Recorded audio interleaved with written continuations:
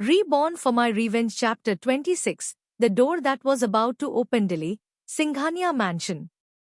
दिल्ली की शाम धीरे धीरे गहरी हो रही थी। आसमां पर सूरज की आखिरी रोशनी बाकी थी, लेकिन सिंघानिया मैंशन में सुबह से ही अजीब सी हलचल माची हुई थी। मैंशन के हर कोने में सर्वेंट्स इधर-उधर भाग रहे थे। किसी को ड्राइंग रूम अरेंज करने का ऑर्डर मिल रहा था, कोई डाइनिंग एरिया की प्रिपरेशन चेक कर रहा था, कोई गेस्ट रूम्स इंस्पेक्ट कर रहा था और कोई मैंशन के ग्रैंड एंट्रेंस को डेकोरेट कर रहा था। लेकिन सबसे अजीब बात ये थी, किसी को पता ही नहीं था कि इतनी बड़ी तैयारी किस लिए हो रही है। सिंघानिया मैंशन दिल्ली के सबसे प्रेस्टिजियस प्राइवेट एस्टेट्स में से एक था। सिंघानिया मैंशन ये सिर्फ एक घर नहीं था, ये सिंघानिया एम्पायर की पावर और जनरेशंस की लेगेसी का सिंबल था। मैंशन के बाहर एनॉर्मस आयरन गेट्स द जिन पर सिंघानिया फैमिली का रॉयल क्रेस्ट बना हुआ था। गेट के अंदर एक लॉन्ग ड्राइव वे थी जो सीधा मैंशन के ग्रैंड एंट्रेंस तक जाती थी। दोनों तरफ perfectly maintained gardens the beach में एक एनॉर्मस फाउंटेन था।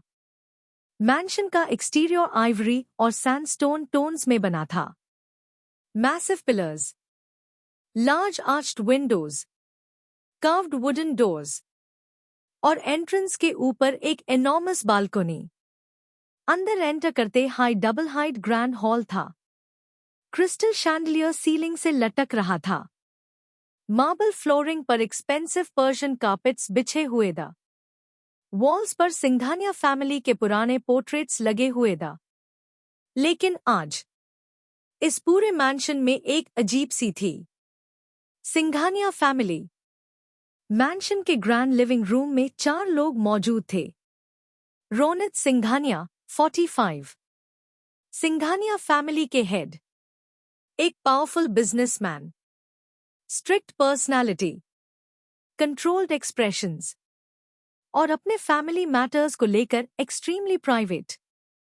रोनित जी के लिए फैमिली हमेशा इम्पॉर्टेंट रही थी और कृषिका कभी उनकी जिंदगी का सबसे इम्पॉर्टेंट हिस्सा हुआ करती थी। लेकिन वक्त के साथ शनाया के आसपास की जिंदगी में कृषिका की जगह धीरे धीरे पीछे चली गई। रोनित जी कृषिका से प्यार करते थे, लेकिन उन्होंने उस प्यार को कभी ओपनली एक्सप्रेस नहीं किया। बचपन से ही सर्कमस्टांसेस की वजह से कृषिका उनसे इमोशनली दूर होती चली गई और अब कृषिका की बचपन की इमेज उनके दिमाग में सिर्फ कुछ ढूंढली यादों के रूप में रह गई थी।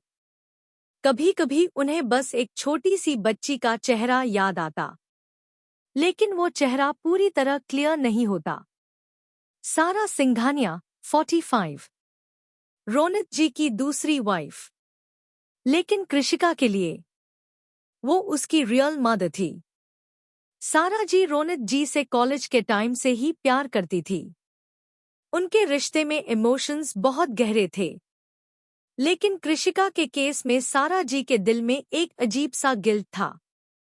उन्हें हमेशा डर रहा, अगर मैं कृषिका को ज्यादा प्यार करूंगी तो लोग कहेंगे कि मैं अपनी सौतेली बेटी को अपनाने का ड्रामा कर रही हूं। इसी डर ने उन्हें कृषिका से इमोशनली डिस्टेंस बना लेने पर मजबूर कर दिया। और वक्त के साथ कृषिका की इमेज उनके माइंड में भी रूंधली पड़ती गई। उनका प्यार ज्यादा टार वंश और शनाया के आसपास सिमट गया। वो दोनों को अपने बच्चों की तरह चाहती थी, लेकिन कहीं बहुत अंदर कृषिका के लिए एक जगह अब भी थी। बस सारा जी खुद उस जगह तक पहुंच नहीं पाई थी। वंश सिंघानिया 30, कृषिका का स्टेप बड़ा भाई। वंश एक मैच्योर और रिस्पॉन्सिबल पर्सनालिटी था। शनाया से वो बहुत प्यार करता था। कृषिका से भी उसके दिल में अफेक्शन था, लेकिन शनाया के साथ उसकी क्लोजनेस ज्यादा थी। कृषिका बचपन में उसके आसपास होती थी, लेकिन धीरे धीरे फैमिली डायनामिक्स बदलते गए और वंश भी उस चेंज का हिस्सा बन गया। आज वो बिजनेस ट्रिप पर था, इसलिए मैंशन में मौजूद नहीं था। शनाया सिंघानिया, 21, कृषिका की स्टेप सिस्टर, यंग, सोशल और फैमिली में सबकी फेवरेट। सारा जी उससे बहुत प्यार करती थी। वंश भी उसके बहुत क्लोज था। लेकिन आज शनाया भी मैंशन में नहीं थी। वो अपने कॉलेज ट्रिप पर गई हुई थी। अमन सिंघानिया, 43, रोनित जी के छोटे भाई। कृषिका और शनाया दोनों के लिए उनका प्यार ऑलमोस्ट इक्वल था। अमन जी अन रेयर फैमिली मेंबर्स में से थे जिन्होंने हमेशा दोनों बच्चों के बीच डिफरेंस करने की कोशिश नहीं की। शनाया से उन्हें बहुत अफेक्शन था, लेकिन कृषिका के लिए भी उनके दिल में एक अलग हाई सॉफ्टनेस थी। आज वो मैंशन में ही थे। रही सिंघानिया, 39, अमन जी की वाइफ। रही जी का कृषिका के साथ बॉन्ड सबसे अलग था। उन्होंने कृषिका को कभी अपने दिल से दूर नहीं किया था।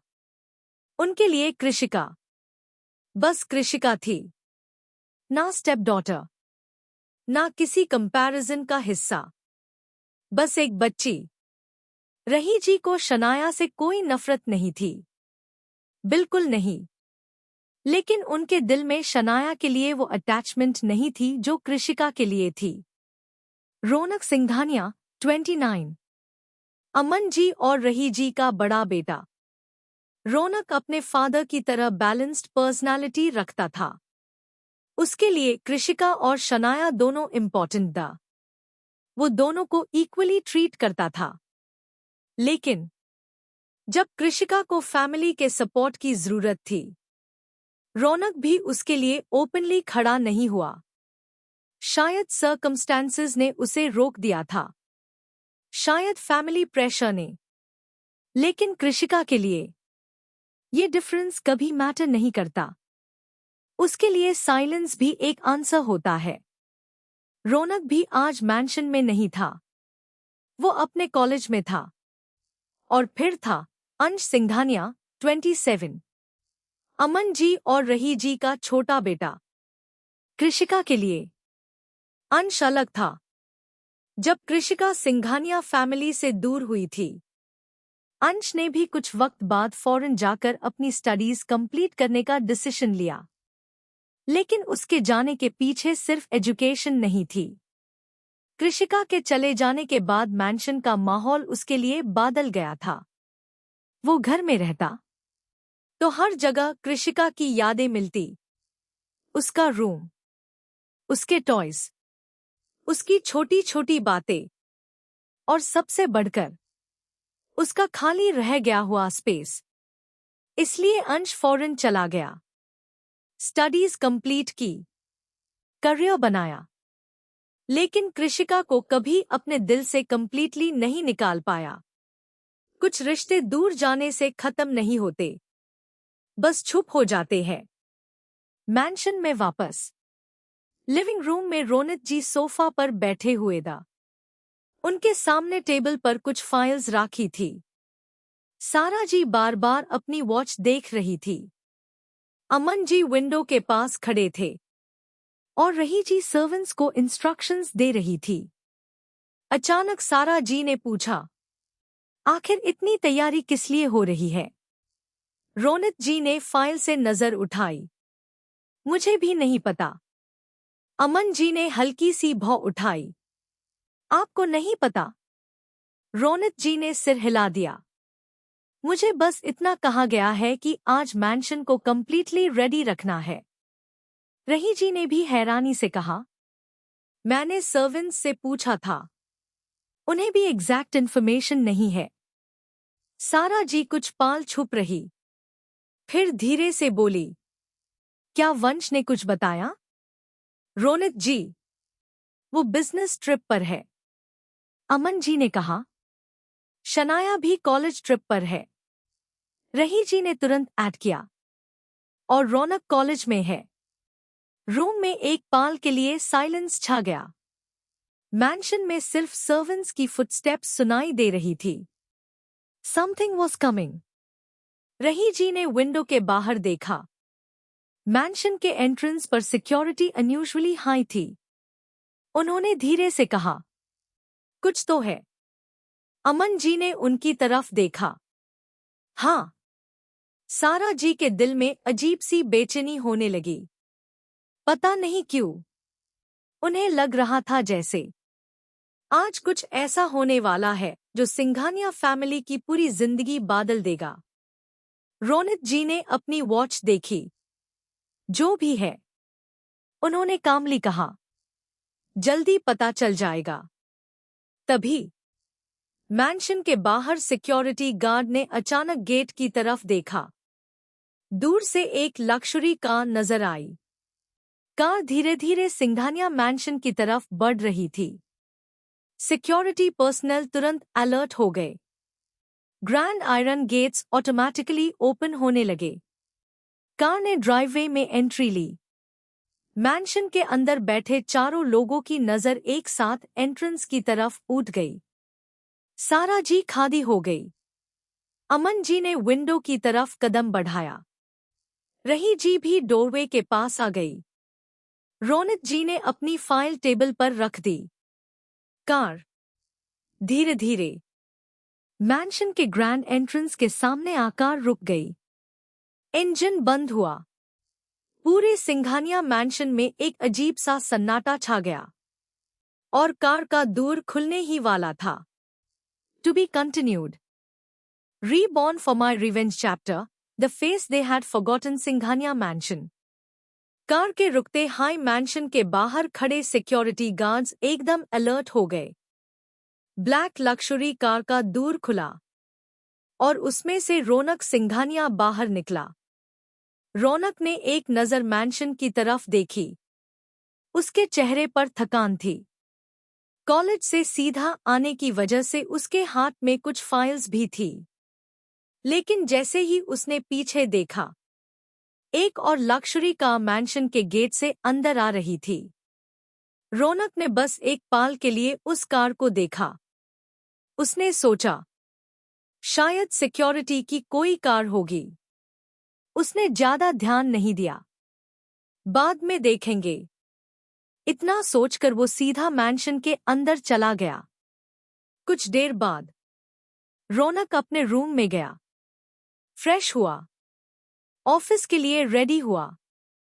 डार्क फॉर्मल सूट पहना। वॉच पहनी। फाइल्स उठाई और फिर वो सीढ़ियों से नीचे आने लगा। मैंशन का ग्रैंड हॉल सामने था। रौनक ने सीढ़ियों से उतरते हुए कैजुअली अपनी वॉच देखी। लेट हो रहा है। वो 2 सीढ़ियां और नीचे आया। फिर उसके कदम रुक गए।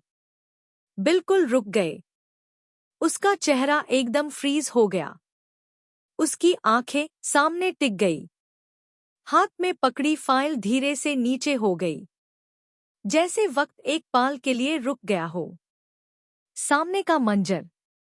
ग्रैंड हॉल के बीच अंश खड़ा था और उसके पास एक लड़की।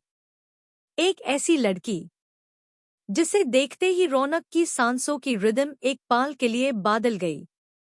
लड़की के चेहरे पर एक अजीब सी मासूमियत थी। उसकी पर्सनालिटी एलिगेंट थी। उसका फेस इतना सॉफ्ट और इनोसेंट लग रहा था कि पहली नजर में वो किसी डॉल जैसी नजर आ रही थी। लेकिन रौनक को उसके कपड़े, उसकी पर्सनालिटी या उसकी ब्यूटी ने फ्रीज नहीं किया था। उसने जो देखा वो था उसका चेहरा, उसकी आंखों का शेप, उसकी स्माइल, उसकी फेशियल फीचर्स की सॉफ्टनेस। सब कुछ किसी से मिल रहा था। बहुत ज्यादा। रौनक की नजर धीरे धीरे उस लड़की के चेहरे से सारा जी की तरफ गई, फिर दोबारा उस लड़की की तरफ। उसका दिल जैसे एक पल के लिए रुक गया। वो सारा जी से बहुत मिलती थी। इतनी ज्यादा कि रौनक को अपनी आंखों पर यकीन नहीं हो रहा था। पूरा हॉल फ्रीज। रौनक अकेला नहीं था। हॉल में मौजूद बाकी लोगों की नजर भी उस लड़की पर पड़ चुकी थी। रोनित जी। उनका चेहरा बिल्कुल एक्सप्रेशनलेस हो गया। सारा जी। उनकी आंखों में अचानक नामी आ गई। उनके होंठों ने जैसे कुछ कहने की कोशिश की, लेकिन आवाज नहीं निकली। अमन जी एकदम शॉक में खड़े रह गए। उन्होंने एक कदम आगे बढ़ाया, फिर वहीं रुक गए। लेकिन सबसे ज्यादा इमोशनल रिएक्शन रही जी का था। उनकी आंखों से आंसू बिना किसी वार्निंग के निकल आए। उन्होंने अपने मुंह पर हाथ रख लिया, जैसे सामने खादी लड़की को देखकर उनके अंदर 10 साल पुरानी कोई बंद दरवाजा अचानक खुल गया हो। रोनित जी। रोनित जी बस उस लड़की को देखते रहे। उनकी आंखों में डिसबिलीफ था। उन्होंने बहुत धीरे से कहा, ये। आवाज उनके गले में अटक गई। उन्होंने दोबारा देखा, एक बार, फिर दूसरी बार, जैसे वो अपनी आंखों को कॉन्विंस करना चाहते हो कि जो सामने खड़ा है वो सच नहीं हो सकता। लेकिन वो सच था। सारा जी। सारा जी के लिए वो पल और भी अजीब था। उनके सामने खादी लड़की के चेहरे में उन्हें अपना ही रिफ्लेक्शन नजर आ रहा था। वही आंखों की सॉफ्टनेस, वही फेशियल स्ट्रक्चर, वही स्माइल। और पता नहीं क्यों उनके दिल में एक नाम अचानक उभार आया। एक ऐसा नाम जिसे उन्होंने सालों से अपने दिमाग के किसी कोने में दबा दिया था। कृषिका। सारा जी की आंखों में आंसू और गहरे हो गए, लेकिन उन्होंने अभी भी कुछ नहीं कहा। रही जी। रही जी के लिए तो अब किसी कंफर्मेशन की जरूरत नहीं थी।